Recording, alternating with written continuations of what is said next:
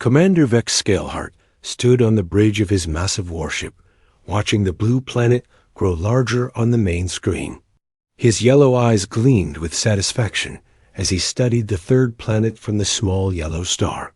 Earth looked so, peaceful from space, with its white clouds and vast oceans. Soon, it would belong to the Draconian Empire. The reptilian commander was 7 feet tall, with dark green scales that covered his muscular body. His sharp claws tapped against the metal, railing as he thought about the easy victory ahead. Behind him, 500 warships followed in perfect formation. Each ship carried enough firepower to destroy entire cities. The Draconian fleet had never lost a battle in over 200 years. "Sir, we are receiving a response from the planet," reported his communications officer, a smaller Draconian with bright red scales. "The humans want to talk." Vex laughed, a harsh sound that echoed through the bridge. "Let them talk.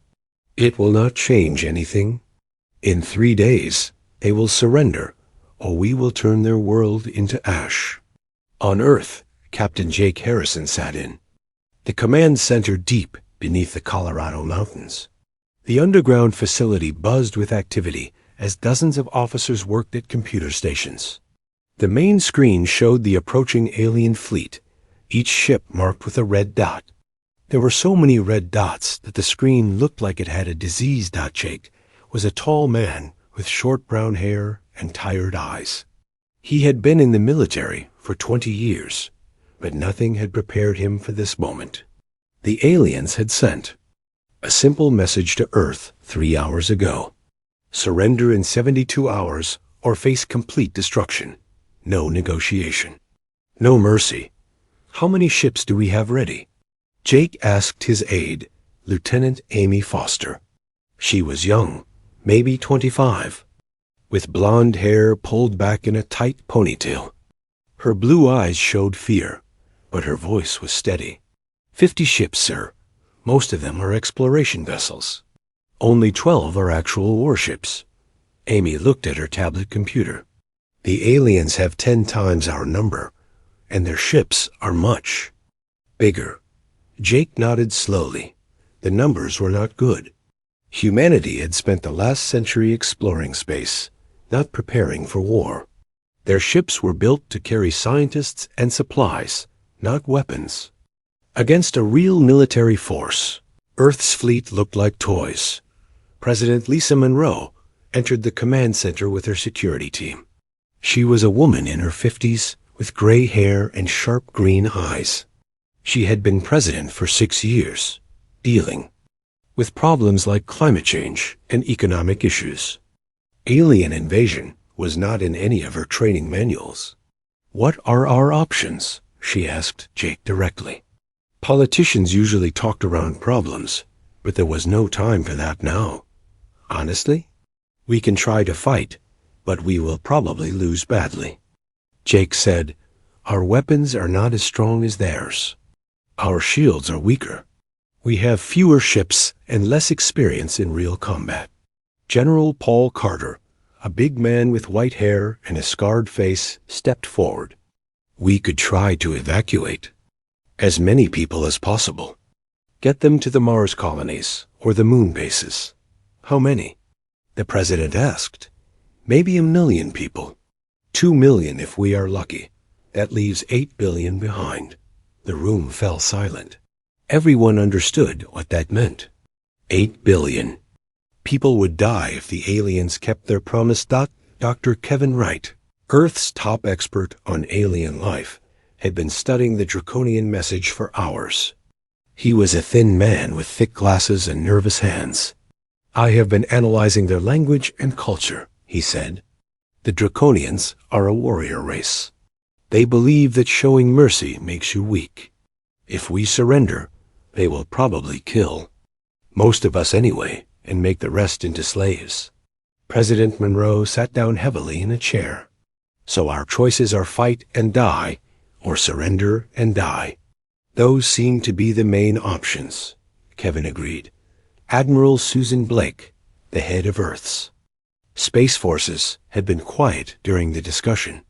She was a small woman with dark skin and intelligent eyes. Now she spoke up. There might be a third option. Everyone turned to look at her. "What do you mean?" the president asked. "The aliens think we are primitive. They have studied us from far away and decided we are not a real threat. Maybe we can use that against them." Jake frowned. "How?" "By letting them keep thinking that way until it is too late." Susan's eyes had a hard look. "We make them believe they are fighting weak humans with simple weapons. Then we surprise them." "General." Carter shook his head. "With what?" "We do not have secret superweapons hidden somewhere." Susan smiled for the first time since the aliens arrived. "Actually, we might have more than you think. There are projects that even you do not know about. Paul, things we have been working on for years, just in case something like this happened." The president leaned forward. "What kind of projects?" "The kind that might give us a chance." "A small chance, but better than nothing." Susan looked around the room. "If we are going to do this, we need to start now. And we need everyone to believe that we are just scared humans with no real plan." Amy Foster spoke up from her computer station. "Ma'am, the aliens are sending another message." The main screened to show a draconian face. Commander Vex looked directly at the camera with his cold yellow eyes. When he spoke, his voice was deep and threatening. "Humans of Earth, I am Commander Vex Scaleheart of the Draconian Empire. You have received our terms. Surrender completely or be destroyed. You have 70 hours remaining. Do not test our patience." The message ended, leaving the command center in silence. President Monroe stood up slowly. "Admiral Blake, you have full authority to use whatever resources you need. If there is even a small chance of survival, we have to take it." Susan nodded. "Thank you, Madam President. Captain Harrison, Lieutenant Foster, I need you to start spreading the word to our ship commanders. Tell them to act scared and confused. Make sure their communications sound desperate. You want us to pretend to." "Panic?" Jake asked. "Exactly. The aliens are listening to everything we say. Let them hear what they expect to hear. Frightened humans who do not know what they are doing." As the meeting broke up, Amy Foster stayed behind with Susan Blake. "Admiral, do we really have a chance?" Susan looked at the screen showing the alien fleet. 500 ships against 50. It should be impossible. But humans had won impossible battles before. "Amy, there is something you need to know about our species. We are very good at surviving when everything looks hopeless. The aliens are about to learn that the hard way." Outside the command center, Colonel Ryan Murphy was already making phone calls to people whose names did not appear in any official records. In hidden facilities around the world, projects that had been waiting for decades began to activate. The Draconians thought they were attacking a weak, primitive world. They were about to discover just how wrong they could be. Colonel Ryan Murphy stood in a control room that officially did not exist. The facility was buried 3 miles under the Nevada desert, hidden from satellite scans and alien sensors.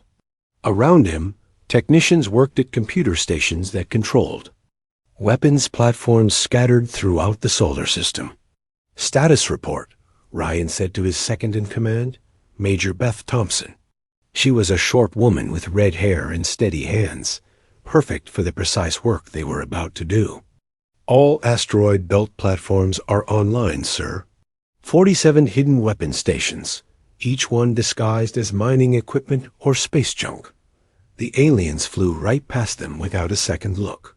Ryan smiled grimly. For 30 years, Earth had been secretly building defenses in space. Every asteroid mining operation had placed weapons. Every deep space research station carried military equipment. The aliens saw what they expected to see, harmless human activities that posed no threat. What about the lunar installations? He asked. Commander Helen Price reports that all moon bases are ready. The aliens think they are looking at simple mining colonies. They have no idea that each one can launch nuclear missiles. On the moon, Helen Price checked her equipment one final time. Her base looked like a typical mining facility from the outside. Inside, it was a fortress. She had 300 military personnel disguised as miners and scientists.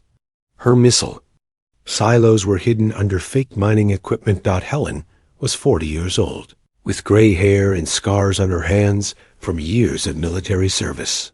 She had volunteered for the moon assignment because she knew this day might come.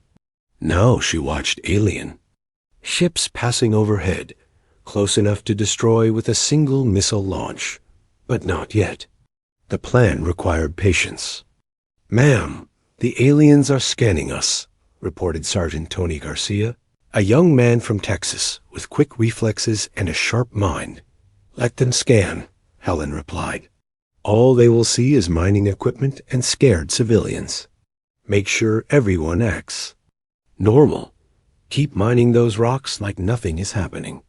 Back on Earth, Dr. Angela Stone worked in her laboratory under the Pacific Ocean. The facility was built inside an underwater mountain, completely hidden from the surface. Angela was a thin woman with wild black hair and eyes that rarely blinked. She had spent 10 years perfecting humanity's most dangerous weapon. "Final test complete," she told her assistant, Dr. Richard Green. "The quantum disruptor network is ready. Once we activate it, every piece of draconian technology in the solar system will start failing." Richard was nervous. He kept adjusting his glasses and checking his calculations. "Are you sure it will work?" "If we are wrong about their shield frequency, this could backfire badly." "It will work," Angela said with confidence. "We have been studying their technology for 15 years. Every piece of equipment we captured, every signal we intercepted, every refugee we rescued from their other conquests. We know how their systems work better than they do." The quantum disruptor was built using alien technology that Earth had, secretly acquired over the decades. Most people did not know that aliens had been visiting Earth for years. Some came as conquerors and were defeated quietly. Others came as refugees fleeing the Draconian Empire. All of them contributed to humanity's growing understanding of advanced technology. Captain Danny Rodriguez prepared his fighter squadron in a hangar carved inside an asteroid. His 20 pilots were the best humanity had to offer, trained in combat techniques that no alien race had ever encountered.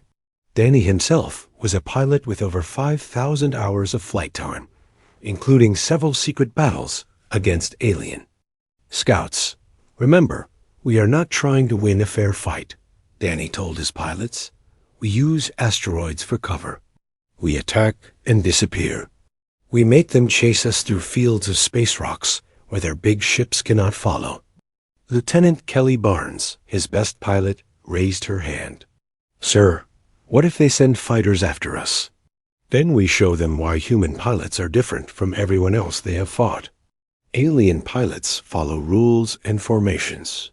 We do whatever works. Surprise is our biggest advantage." The fighter squadron had been training in secret for 5 years.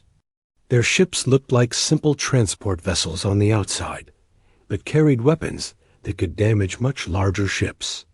More importantly, they were piloted by humans who understood that survival mattered more than following proper military procedures. Chief Engineer Nicole Taylor worked frantically in the main shipyard orbiting Earth. She was upgrading human ships with technology that the aliens would not recognize until too late. Nicole was a woman who understood machines better than people, with oil-stained hands and a mind that could solve complex problems in seconds. "How long until the upgrades are complete?" asked Captain Nat Johnson. His destroyer was the first, shipped to receive the new equipment, making it look the same but fight very differently. 6 more hours, Nicole replied, not looking up from her work. "Your ship will have quantum torpedoes that can punch through their shields and a new engine." System that will make you twice as fast as before. Matt nodded. He was an experienced captain who had served on exploration missions for 15 years. Like most human military officers, he had never fought a real space battle. But he had studied every piece of combat data Earth possessed, including recordings from alien battles that few people knew existed. The aliens expect us to fight like other species they have conquered, Nicole continued. Formation flying, predictable tactics, honor before victory. They have never fought humans before. Admiral Carol White coordinated the entire defense from her command ship in Earth orbit. She was a tall woman with silver hair and eyes that missed nothing. Carol had spent her career preparing for this exact situation, even when others thought she was paranoid. Status of all units, she requested from her communications officer. All hidden platforms report ready. Moon bases are prepared. Fighter squadrons are in position. The quantum disruptor network is online and waiting for activation signal. Carol studied the tactical display. The alien fleet was moving slowly toward Earth, confident in their overwhelming superiority. They had no idea they were flying into the most sophisticated trap in human history. Admiral, we are receiving communications from the Draconian fleet, her aide reported. They are talking to each other on open channels. They seem very confident. What are they saying? They are joking about how easy this conquest will be. One of them said it will be over so fast they might not even need all their ships. Carol smiled coldly. Let them keep thinking that. Have all our ships broadcast panic messages on frequencies we know they are monitoring. Make sure we sound terrified and disorganized. Captain Aaron Clark, commanding a group of patrol ships near Mars, began broadcasting exactly the kind of message the aliens expected to hear. This is Captain Clark to Earth Command. My ships are not built for combat. We cannot fight those monsters. Request permission to evacuate to deep space immediately. The message was carefully crafted to sound desperate while giving away no real information. Similar messages came from ships throughout the solar system, all designed to convince the aliens that humanity was falling apart in panic. Dr. Patricia Hayes monitored alien communications from her listening post on Europa, one of Jupiter's moons. She had been tracking Draconian fleet movements for months, watching them approach Earth while pretending to be a simple research scientist studying ice formations. They are completely confident, she reported to Earth. No extra precautions. No scouts checking for traps. They think this will be like every other world they have conquered. The aliens had good reason for confidence. Their intelligence reports showed that Earth had primitive weapons, small ships, and no experience in large-scale warfare. What their reports did not show was that humans were very good at hiding their true capabilities. As the Draconian fleet moved closer to Earth, humanity's secret preparations moved into final phase. Weapons that had been disguised for decades powered up for the first time. Soldiers who had trained in hidden facilities took their positions. Scientists activated equipment that represented the best of human innovation, combined with captured alien technology. Commander Vex Scalehart stood on his bridge, watching Earth grow larger on the screen. In 18 hours, his fleet would begin the attack. By the end of the day, another world would belong to the Draconian Empire. He had no idea that he was leading 500 ships into a trap that had been 30 years in the making. The humans were about to teach the galaxy that some species were much more dangerous than they appeared. The first shots of the battle came at dawn on Tuesday morning. Commander Vex Scalehart watched from his command ship as his fleet opened fire on Earth's orbital defense stations. Bright beams of plasma energy crossed the darkness of space, striking human installations with devastating force. Direct hits on 3 defense platforms, reported his weapons officer. The humans are returning fire, but their weapons are too weak to damage our shields. Vex nodded with satisfaction. Everything was going exactly as planned. The human weapons looked impressive with their bright flashes and loud explosions, but they barely scratched draconian armor. This would be over quickly. On Earth, Admiral Carol White watched the battle from her command ship. The first exchange of fire looked terrible for humanity. 3 defense stations were destroyed, and human weapons seemed to have no effect on alien ships. But Carol was not worried. This was all part of the plan. Make sure our distress signals sound really desperate. She told her communications officer, I want the aliens to think we are falling apart. Captain Matt Johnson commanded the destroyer Defiant in the first line of human ships. His vessel shook as alien plasma bolts struck the hull. Sparks flew from damaged control panels, and the lights flickered. To outside observers, the Defiant looked like it was about to explode. Damage report, Matt called out, knowing the aliens were listening to human communications. Hull breaches on decks 4 and 7, his engineer reported, following the script. They had rehearsed. Weapon systems failing. We cannot take much more of this. What the aliens could not see was that the Defiant's real weapons were still hidden. The hull damage was mostly superficial, designed to look worse than it actually was. Matt's ship was still fully capable of fighting, but the Draconians did not need to know that yet. Lieutenant Kelly Barnes led her fighter squadron through the asteroid belt, dodging massive chunks of rock while alien ships pursued her. The Draconian fighters were faster and more heavily armed, but they flew in perfect formation, like they had been trained to do. Kelly did not fly in formation. She dove behind a spinning asteroid, then popped up on the other side to fire at an alien fighter. The Draconian pilot tried to follow her movements, but crashed into the asteroid when he could not turn fast enough. Their pilots are good, but they do not know how to improvise, Kelly reported to her squadron. Use the rocks. Make them chase you into spaces where their ships do not fit. The asteroid belt became a maze of deadly games. Human fighters would disappear behind rocks, only to ambush aliens from unexpected angles. The Draconians began to lose fighters, but they still had hundreds of ships left. Major Beth Thompson monitored the battle from her hidden control room. The aliens were winning, just as expected. Human losses were mounting, and the defense of Earth looked hopeless. But Beth was watching for something specific. There, she said, pointing at her screen.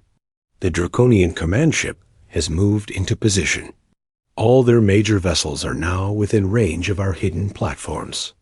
Colonel Ryan Murphy stood behind her, watching the tactical display. Not yet. We need them to commit their reserves. Once they think they have won, they will bring their entire fleet closer to Earth. On the moon, Commander Helen Price watched alien ships pass overhead. Her base was taking light fire from Draconian scouts, just enough to make it look like they were trying to destroy a mining facility. Her people stayed in character, sending panic messages about miners trapped underground. Ma'am, we have a perfect shot at that cruiser, Sergeant Tony Garcia reported. We could take it out right now. Negative. We stick to the plan. Let them think we are just scared civilians hiding in caves. The lunar bases were key to humanity's strategy. The aliens saw them as minor targets, not worth the effort of a full assault. They had no idea that each mining facility was actually a military fortress waiting for the right moment to strike. Dr. Angela Stone watched the battle from her underwater laboratory. Her quantum disruptor network was ready, but the timing had to be perfect. If she activated it too early, the aliens might have time to adapt. Too late, and human forces might be destroyed before they could take advantage. The alien fleet is moving into final assault formation, her assistant Dr. Richard Green reported. All their ships are now inside our disruption field range. Still not time, Angela replied. We need them to be completely committed to the attack. No escape routes, no reserves held back. Captain Danny Rodriguez led his fighter squadron in what looked like a desperate last stand near Earth's moon. His 20 fighters were surrounded by over 100 alien vessels. The situation appeared hopeless, which was exactly what humanity wanted the aliens to believe. "Remember, we are not trying to win this engagement," Danny told his pilots. "We are trying to look like brave humans making a final heroic sacrifice. Sell it, people." The human fighters fought with apparent desperation, scoring a few hits on alien ships while taking heavy damage themselves. To the Draconians, it looked like the last gasp of a dying defense. They pressed their attack harder, bringing more ships into the battle. Admiral Susan Blake coordinated human forces from her position near Mars. She had been moving her ships slowly toward Earth, making it look like she was trying to evacuate important personnel. The aliens were ignoring her small fleet, focused on the main battle around Earth. "All units, continue retreat pattern," she ordered. "Make sure the aliens see us running away. We want them to think the battle is already won." Commander Vex Scaleheart was indeed confident that victory was at hand. Human resistance was crumbling exactly as his battle computers had predicted. In another hour, maybe 2, Earth would surrender or be reduced to ash. "Sir, we are detecting some unusual energy readings from the planet," his science officer reported. "The humans appear to be powering up some kind of planetary defense system." Vex laughed. "Let them try. We have enough firepower to crack their planet in half if necessary. Order all ships to final attack positions. I want this finished quickly." This was exactly what Admiral Carol White had been waiting for. The entire Draconian fleet was now committed to the battle around Earth. No reserves, no ships held back for other missions. Every alien vessel was exactly where humanity needed them to be. "Signal to all hidden units," Carl ordered. "Phase 1 is complete. Prepare for Phase 2 activation." Captain Noah Bennett, commanding a heavy cruiser that had been disguised as a cargo ship, received the signal and smiled. His vessel had been taking simulated damage for hours, broadcasting distress calls while secretly moving into perfect position behind the alien fleet. "All hands, this is the captain," he announced. "Drop the disguise. Battle stations. Show them what a human warship can really do." The Defiant suddenly stopped looking like a damaged vessel and began fighting with its real weapons. Quantum torpedoes, launched from hidden tubes, striking Draconian ships with devastating effect. The aliens were so surprised that their return fire was wild and uncoordinated dot all across the battlefield. Human ships that had appeared to be retreating or disabled suddenly revealed their true capabilities. The Draconians found themselves facing an enemy that was much stronger than they had believed possible. "Sir, the humans were hiding their real strength," Vex's tactical officer reported with shock in his voice. "These are not the primitive weapons we were told about."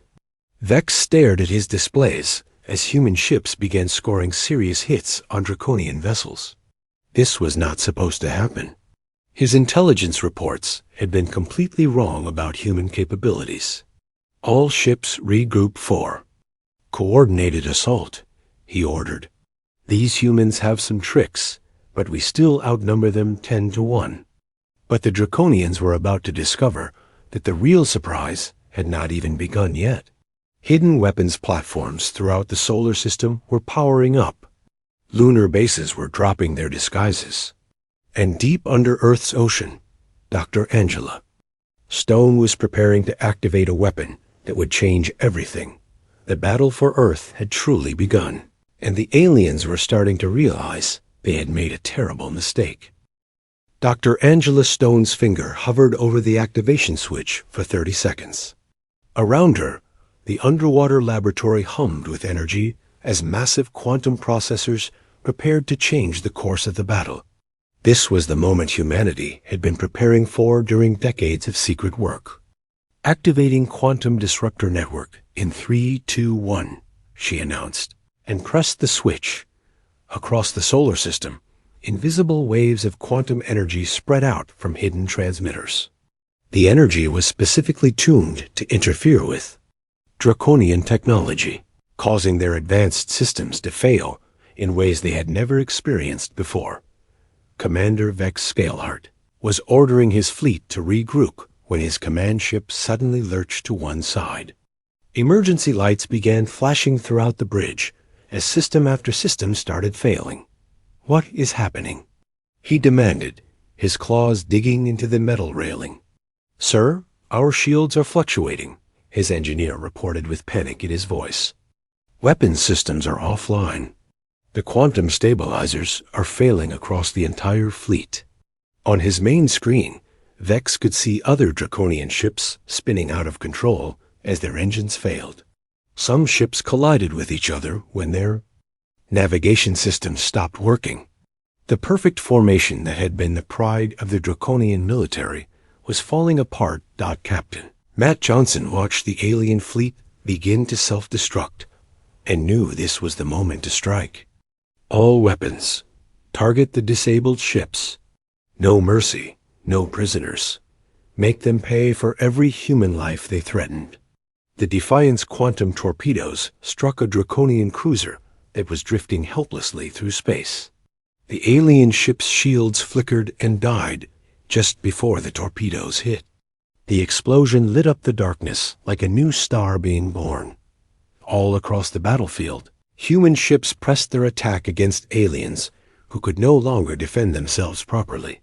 What had been a desperate last stand became a devastating counterattack in minutes. Commander Helen Price finally gave the order her people had been waiting to hear. All lunar bases, drop camouflage and open fire. Show these reptiles what human engineering can do. The moon's surface erupted with weapons fire as dozens of hidden missile silos revealed themselves. Nuclear missiles streaked toward the alien fleet, each one guided by targeting systems that had been secretly studying draconian ships for hours. Sergeant Tony Garcia cheered as he watched alien ships explode all around the moon. "Ma'am, this is better than any 4th of July fireworks I ever saw." "Save the celebration for later, Tony. We still have work to do," Helen replied. But she was smiling as she said it. Colonel Ryan Murphy activated his asteroid belt weapons platforms. What the aliens had thought was space junk and mining equipment suddenly revealed itself as the largest weapons network ever built by humanity. 47 platforms online and firing, Major Beth Thompson reported. The aliens are completely surrounded. They have nowhere to run. Plasma cannons hidden inside asteroids began tearing apart draconian ships. The aliens had flown right into the middle of the trap, and now they were paying the price for their arrogance. Captain Danny Rodriguez led his fighter squadron in attack, runs against disabled alien vessels. His pilots were no longer pretending to be desperate. They flew with precision and deadly skill that came from years of secret training. Blue Squadron, target their engines. Red Squadron, go for their weapons. "Let's make sure none of these ships can fight back," Danny ordered. Lieutenant Kelly Barnes dove her fighter straight at a massive draconian battleship. The alien vessel was 3 times the size of anything humans had built, but its weapons were offline and its shields were failing. Kelly's missiles struck the ship's bridge, sending pieces of metal spinning into space. "Target destroyed," she reported, moving to next target. Admiral Susan Blake had been pretending to retreat toward Mars. Now she reversed course and brought her fleet charging back toward Earth at full speed. The aliens who had ignored her small force suddenly found themselves under attack from an unexpected direction. "This is Admiral Blake to all ships. We have been waiting 30 years for this day. Make every shot count. Make them remember that nobody threatens Earth." Her cruisers opened fire with weapons that the aliens had never seen before. Human technology enhanced with captured alien equipment proved to be devastatingly effective against ships whose defenses were designed to stop Conventional Weapons. Captain Noah Bennett led a boarding party onto a disabled Draconian vessel. His Marines fought through corridors filled with confused aliens who could not understand how their superior technology had failed so completely. Secure their computer core, Noah ordered his team. We need their star charts and military codes. This battle is just the beginning. The humans moved with efficiency that surprised even themselves. Years of training in hidden facilities had prepared them for exactly this kind of combat. They knew alien ship layouts from studying captured vessels. They understood draconian tactics from rescued prisoners who had fought against the reptilian. Empire. Commander Lisa Davis coordinated precision strikes against the alien command structure. Her intelligence teams had identified which ships carried important officers and equipment.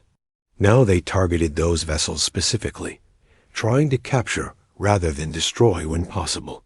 We need prisoners who can tell us about draconian military strength, she explained to her subordinates. This fleet is just a small part of their empire. We need to know what else is coming. Dr. Patricia Hayes monitored alien communications from her listening post on Europa. The Draconian fleet was no longer broadcasting confident messages about easy victory. Instead, she heard panic and confusion as ship after ship went silent. They are trying to call for help, she reported to Earth. But our jammers are blocking their long-range communications. The Draconian Empire has no idea what is happening here. This was a crucial part of humanity's plan. The alien empire needed to believe that their fleet had succeeded in conquering Earth. That deception would buy time for humanity to prepare for the larger war that was surely coming.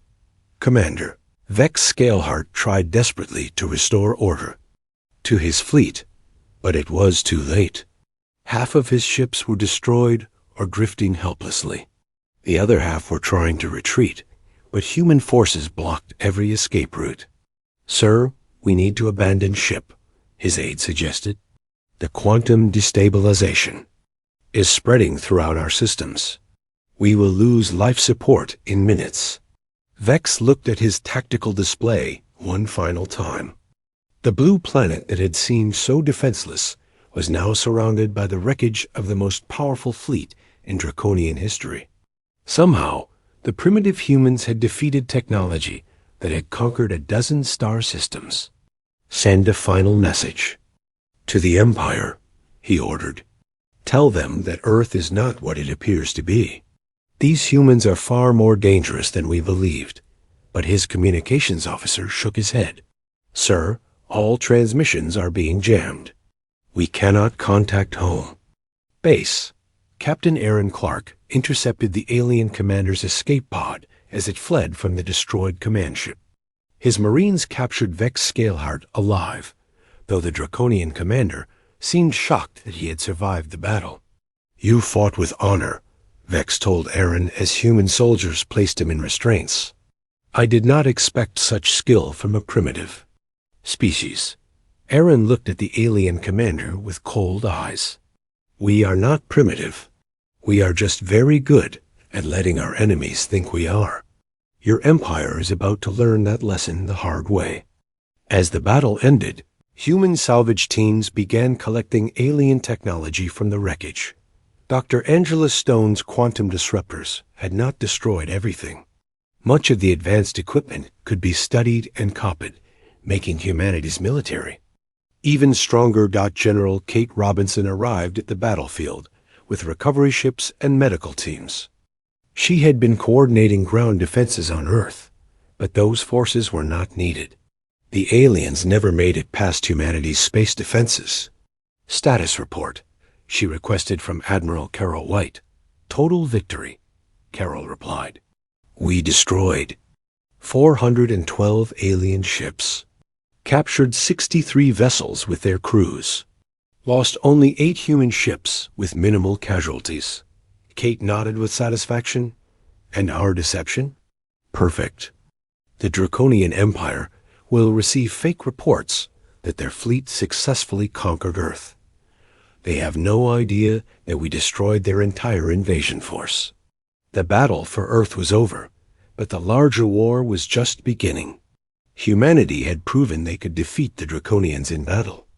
Now they needed to prepare for the revenge that would surely come when the alien empire discovered what had really happened to their fleet.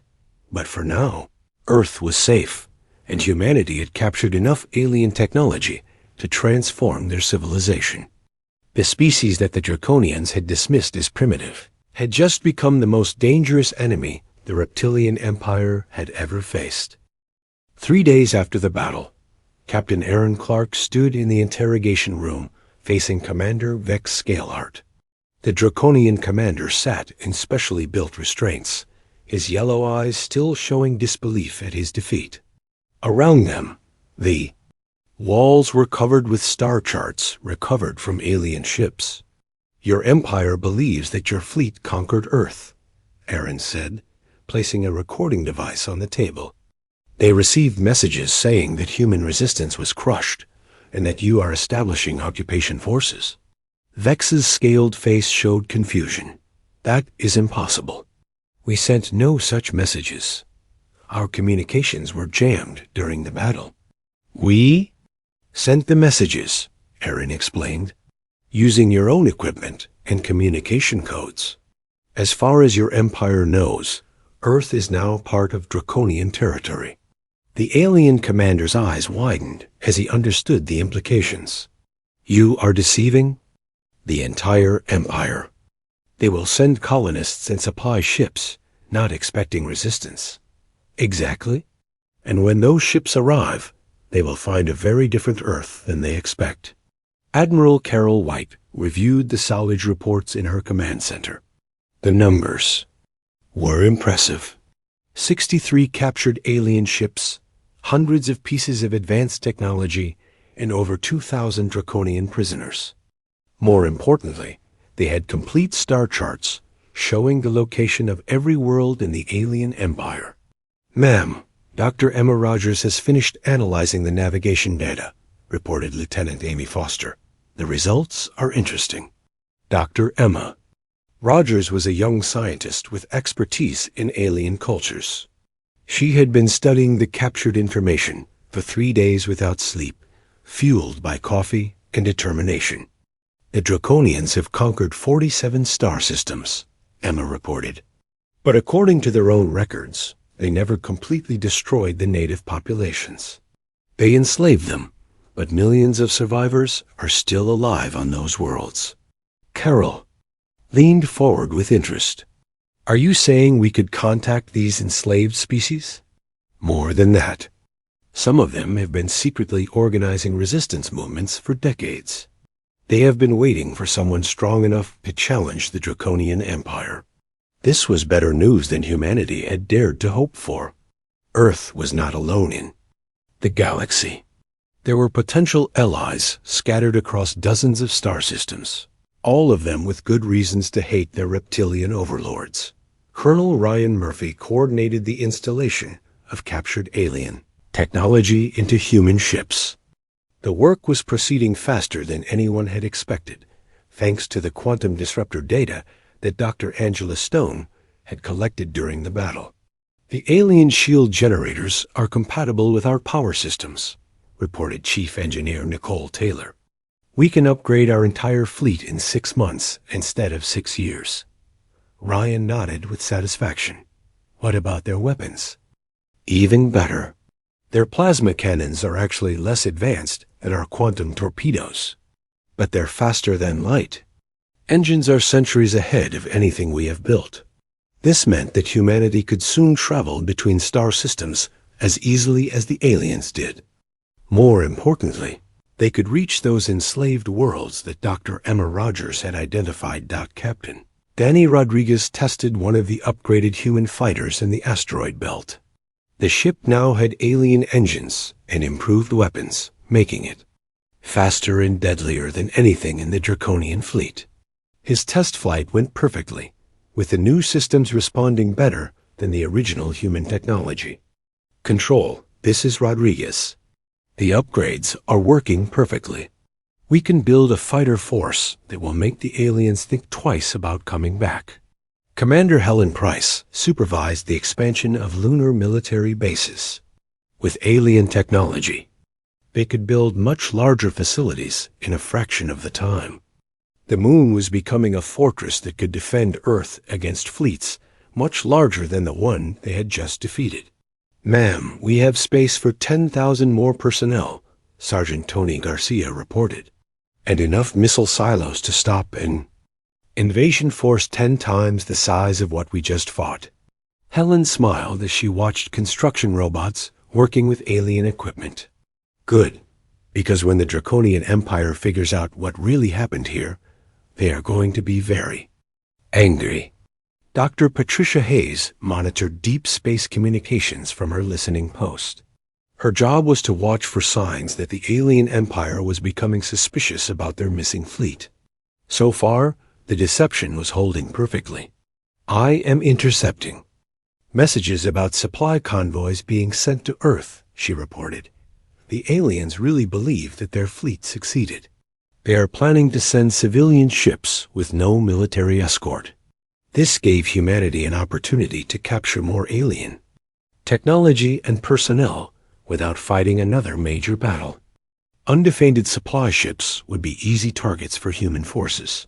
Admiral Susan Blake prepared a secret mission to one of the closest enslaved worlds. Her small fleet of upgraded ships would make contact with the local resistance and offer human military support. If successful, it would be the first step in building a galaxy-wide alliance against the Draconian Empire. "We will be traveling farther from Earth than any human has ever gone," she told her crew. "But we will not be alone. The galaxy is full of species who hate the Draconians as much as we do." Captain Matt Johnson's destroyer had been completely rebuilt with alien technology. The ship was now faster, stronger, and more heavily armed than any vessel in the original human fleet. More importantly, it looked exactly like a Draconian cruiser from the outside. "The disguise is perfect," reported his engineer. "We can travel through Draconian space without being recognized as human. Their own sensors will identify us as one of their ships. This would allow human vessels to gather intelligence deep inside enemy territory. The aliens would never suspect that their own captured technology was being used against them." General Kate Robinson reviewed plans for Earth's expanded military. With alien technology and knowledge of enemy capabilities, humanity could build a defense force capable of protecting not just Earth, but dozens of other worlds. "We are no longer just defending our home planet," she told her staff. "We are becoming the military force that will free the galaxy from Draconian rule." Dr. Angela Stone worked on improving the quantum disruptor technology. The system that had won the battle could be made even more effective with the alien equipment they had captured. "I can build portable disruptors that our ships can carry," she explained to Admiral Carol White. "Any human vessel will be able to disable alien technology at close range. This would give humanity a permanent advantage over the Draconians. Even if the aliens developed new defenses, human ships would always be able to neutralize enemy technology." In battle. Commander Vex Scalehart sat in his cell, watching human guards who treated him with professional courtesy but no respect. Through his small window, he could see Earth's blue sky and white clouds. It looked so peaceful, but he now knew it was the most dangerous planet in the galaxy. "Your species has made a terrible mistake," he told Aaron Clark during another interrogation session. "The Draconian Empire has thousands of ships and millions of soldiers. When they discover what you have done, they will send a fleet so large it will block out your sun." Aaron looked at the alien commander calmly. "Let them come. We will be ready." "You cannot fight the entire empire with 50 ships. We do not have 50 ships anymore," Aaron replied. "We have 50 ships plus 63 of yours. And in 6 months, we will have allies from 47 star systems. Your empire created its own enemies by enslaving so many worlds. Vex fell silent as he realized the truth. The Draconian Empire had conquered the galaxy through superior technology and military discipline. But they had never faced an enemy that could match their technology while also inspiring rebellion among their conquered subjects. President Lisa Monroe addressed the United Nations in a closed session. The world's leaders needed to understand that Earth was now part of a much larger conflict that would determine the future of galactic civilization. The aliens underestimated us because they judged our species by our apparent level of technology, she explained. They did not understand that humans are dangerous because of how we think, not just what we build. The president announced plans to share alien technology with all Earth nations, but only for defensive purposes. Humanity would present a united front against any future alien threats. Lieutenant Commander Ben Wilson led a team of engineers studying captured Draconian computer systems. The aliens had made detailed records of every world they had conquered, including the locations of resistance movements and hidden military supplies.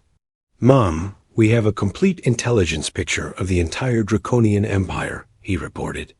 To Admiral Carol White, "We know where their major military bases are located, which worlds have the strongest resistance movements, and how their supply chains work." This information was more valuable than all the captured technology combined. Humanity now understood their enemy better than the Draconians understood themselves.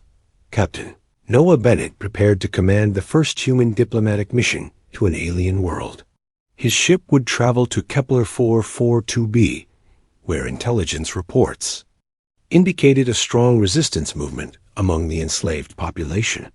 "Remember, we are not just representing Earth," Admiral Susan Blake told him before departure. "We are offering hope to species that have been fighting the Draconians for generations."